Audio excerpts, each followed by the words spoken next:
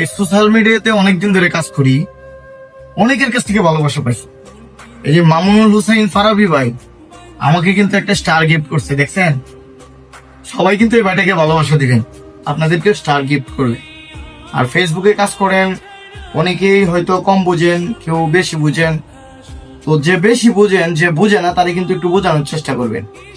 অনেকে কিন্তু টাকা নিয়ে ঘুরতেছে অনেক কাজ করার জন্য, অনেকজনের কাছে যাওয়ার জন্য, অনেকজনে যাইতে পারতেছে না।